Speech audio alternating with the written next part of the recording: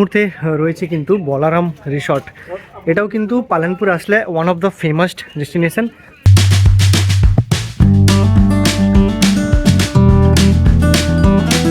আরেকটা জিনিস আপনাদের দেখাই, এই যে আমার পেছনে দেখতে পাচ্ছেন জিনিসটা, এটা কি বুঝতে পারছেন তো? এটা হচ্ছে হেলিপ্যাড।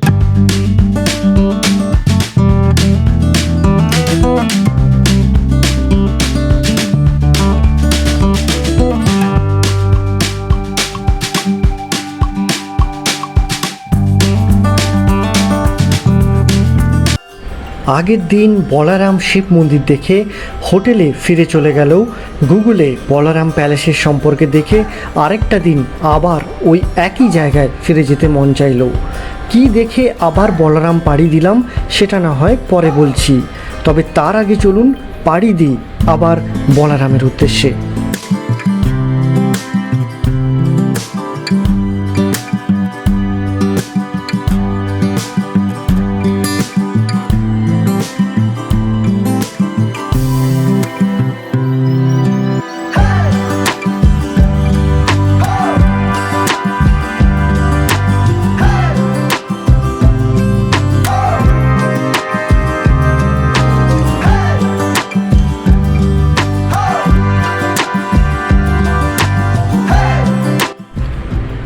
বলরাম প্যালেস ও রিসর্টে আপনি যদি নাও থাকেন তবে এমনিও 300 টাকা টিকিটের বিনিময়ে আপনি পুরো প্যালেসটি ঘুরে দেখতে পারবেন এবং সব শেষে এদেরই রেস্টুরেন্টে ওই 300 টাকার মধ্যে যা খাবেন তা ফ্রি হয়ে যাবে।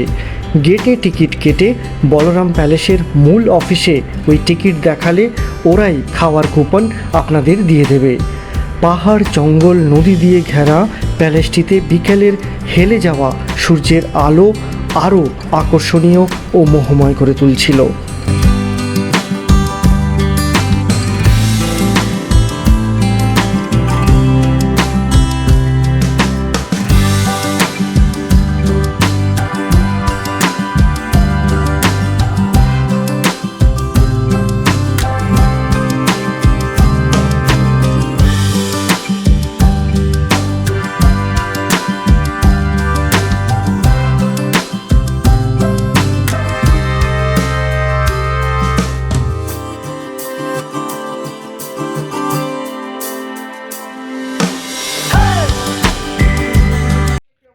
তো এই মুহূর্তে রয়েছে কিন্তু বলারাম রিসর্ট। এটাও কিন্তু পালানপুর আসলে one of the famous destination.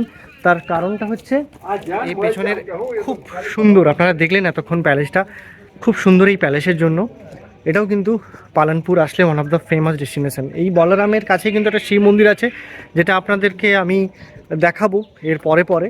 But এর মেন অ্যাট্রাকশান হচ্ছে খুব সুন্দর এই প্যালেস। এই প্যালেসে কিন্তু থাকা যায়, তার সঙ্গে সঙ্গে এখানে কিন্তু 3-4টে বড় বড় সিনেমার শুটিং হয়েছিল। তার মধ্যে একটা যেটা এই মুহূর্তে আমার মনে আসছে সেটা হচ্ছে সূর্যবংশী, অমিতাভ বচ্চনের ওই সিনেমা। যদি আপনারা না দেখে থাকেন তাহলে দেখে নিন।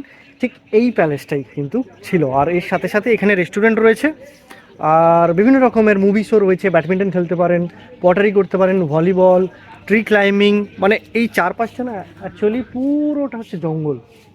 এবং এখানে যদি আপনাদের নিজস্ব ভেহিকেল না থাকে খুব অসুবিধা। আমরা যেমন গাড়ি শেয়ারে আসলাম 20 টাকা, ওপাশে 10 টাকা, 30 টাকায় চলে এলাম।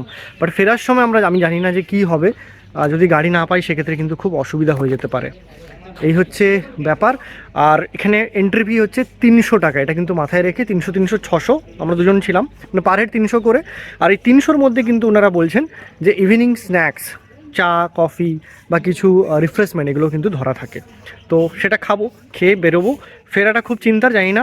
এই জাস্ট ফ্লিস রয়েছে আর একটা টুপি আছে। বাট চলে এসেছি কারণ আমার কাছে আর একদিন রয়েছে, তারপরে কিন্তু আমি ফেরত চলে যাব হায়দ্রাবাদ। তো এটা একটা আমার উইশ লিস্টে ছিল, সেই কারণে এটাও কিন্তু আপনাদের ঘুরিয়ে দিলাম।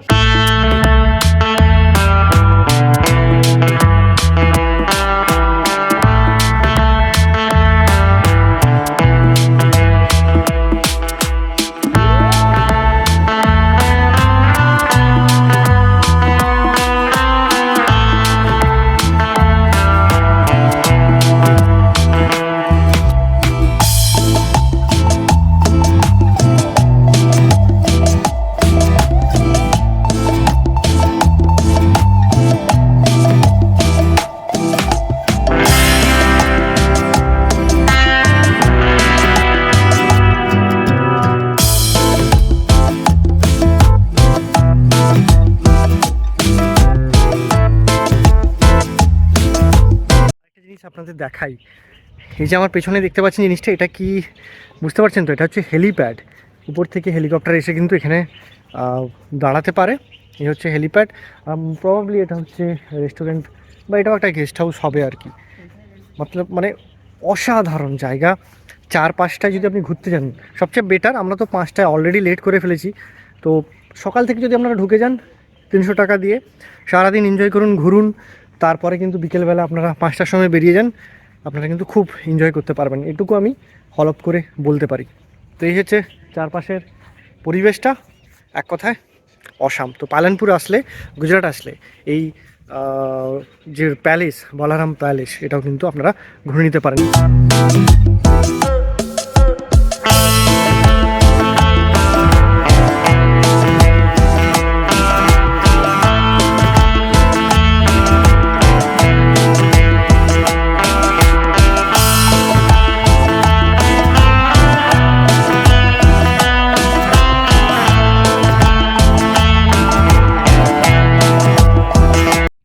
আর এটা সম্ভবত মানে বলারামের সবচেয়ে ফেমাস একটা স্পট।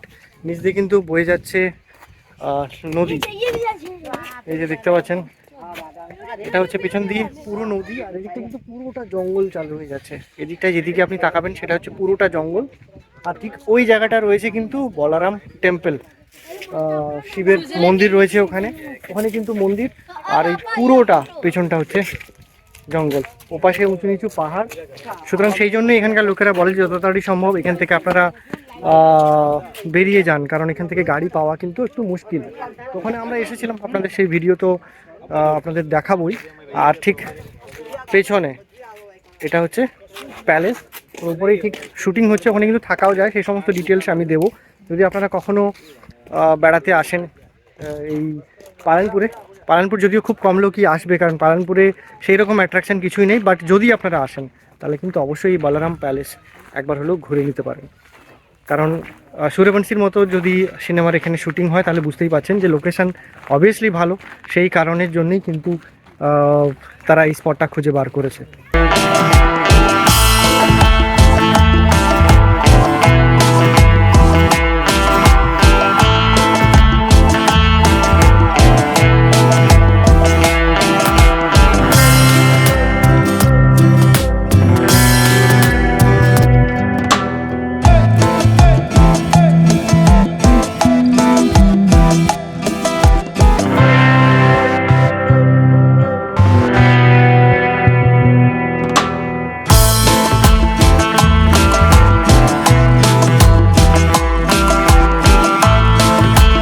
আর এই বলরাম প্যালেসে কিন্তু রয়েছে একটা সুইমিং পুল, যেটাতে যারা এখানে থাকে তারা অ্যাক্সেস করতে পারে।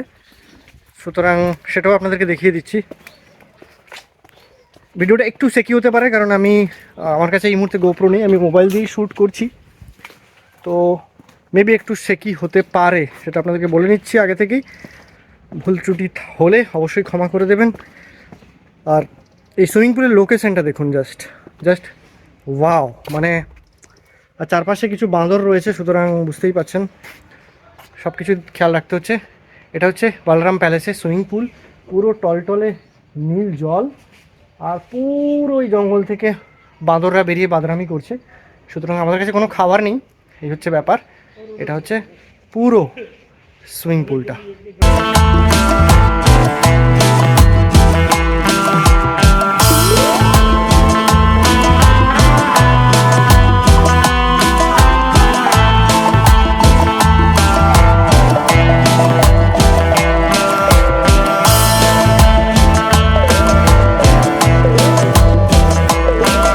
এটা কিন্তু এখানকার হচ্ছে পার্কিং। যদি আপনারা বলরাম প্যালেসে আছেন, এরকম কিন্তু অনেক বড় পার্কিং, বুঝতেই পারছেন। তো এখানে পার্ক করে নিতে পারেন আপনার গাড়ি। মোস্টলি আহমেদাবাদ, পালানপুর এই ধরনের দূরে দূরের জায়গা থেকে এখানে লোকেরা আসে আউটিং কাটাতে, মানে ছুটি কাটাতে, আউটিং কাটাতে বলছি। আর এখানে রয়েছে বিভিন্ন রকমের টেন্ট, বড় বড় প্যালেস, সেখানেও কিন্তু আপনারা থাকতে পারেন। আমি কত দাম কি ব্যাপার ওয়েবসাইট সব দিয়ে দেবো, আপনারা নিজেরা সব কিছু দেখে তারপরে কিন্তু বিচার করবেন।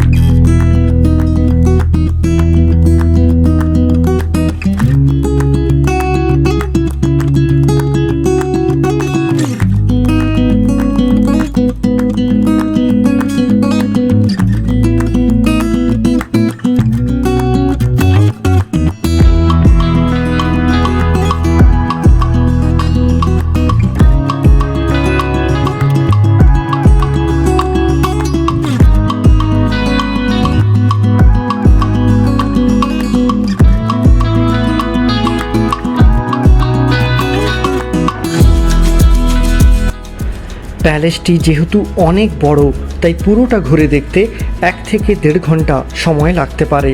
প্রত্যেক দিন বহু মানুষ এখানে বেড়াতে আসেন। এছাড়াও প্রচুর সিনেমা শুটিং এই স্থানে হয়। অতীতে অমিতাভ বচ্চন অভিনীত সূর্যবংশন সিনেমা শুটিংও এই স্থানে হওয়ার পর প্যালেসটির মান ও জনপ্রিয়তা দুটোই বেড়ে যায়। প্যালেসটিতে 34খানি নবাবী রুম, সঙ্গে ভারতীয়, চাইনিজ, মেক্সিকান খাবারের স্বাদ পেতে রয়েছে চিত্রাসানি রেস্টুরেন্ট, রয়েছে helipad, crocodile garden, swimming pool, 24x7 wifi পরিষেবা, আরও অনেক কিছু। এখানে থাকতে চাইলে সর্বনিম্ন 6,000 টাকা থেকে সর্বোচ্চ 11,000 টাকা আপনি ব্যয় করতে পারেন।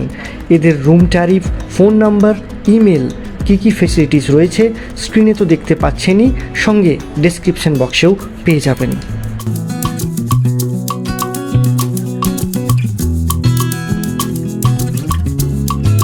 বুঝতেই পারছেন যে এই রকমের কিন্তু রয়্যাল এন্ট্রি আপনাদের হবে এখানে এসে। এই দেখুন, যেরকম রাজপ্রাসাদের যেরকম হয় সেই রকম সমস্ত রুমগুলো কিন্তু খুব বড় বড়, মানে আর লাক্সারি। বুঝতেই পারছেন, মানে বন্দোবস্তের অভাব কিন্তু নেই এখানে। আপনারা যদি টাকা খরচা করতে পারেন, খুব বিশাল বিশাল আপনারা কিন্তু বন্দোবস্ত পাবেন। ওই দিকে দূরে দূরে পাহাড় দেখা যাচ্ছে। আর কিন্তু মানে ওয়াও, এক কথায় খুব অসাধারণ আমার কিন্তু লাগলো এই বালারাম প্যালেস। যদি হিস্ট্রি জানেন, যদি তার সম্পর্কে একটু পড়ে আসেন, তাহলে কিন্তু আরও খুব ভালো। এই পেছনেই হচ্ছে রেস্টুরেন্ট, যেখানে এবারে আমরা কিছু খেয়ে নেব। আমাদের যে টিকিট আমি বলেছিলাম 300 টাকা নিয়েছে, সেই টিকিটের সঙ্গে কিন্তু এই প্যালেসের ভেতরের যে ব্রেকফাস্ট সেটা কিন্তু ধরা থাকে। সুতরাং ব্রেকফাস্ট, সরি আমি কী বলছি, আমার মাথা খারাপ হয়ে গেছে, মানে ইভিনিং যে স্ন্যাক্স আর কি, সেটা কিন্তু ধরা থাকে। সকালে আসেন তাহলে ব্রেকফাস্ট পেয়ে যাবেন, সন্ধ্যে আসলে ইভিনিং স্ন্যাক্স। তো এটা একটা ভালো ব্যাপার। 300 টাকার টিকিট দিয়ে যদি আপনি কিছুটা হলেও এই জিনিসগুলো পান, রিফ্রেশমেন্ট, সেটাও কিন্তু অনেক ভালো। আর এখানে কিন্তু রয়েছে মেডিকেল রুমও, মানে আপনার যদি এখানে কিছু হয় বা কোনো অসুবিধায় পড়েন, তাহলে কিন্তু আপনি মেডিকেল ফেসিলিটিও পাবেন। এই হচ্ছে পেছনে রেস্টুরেন্টে ঢুকে আপনাদের দেখাচ্ছি।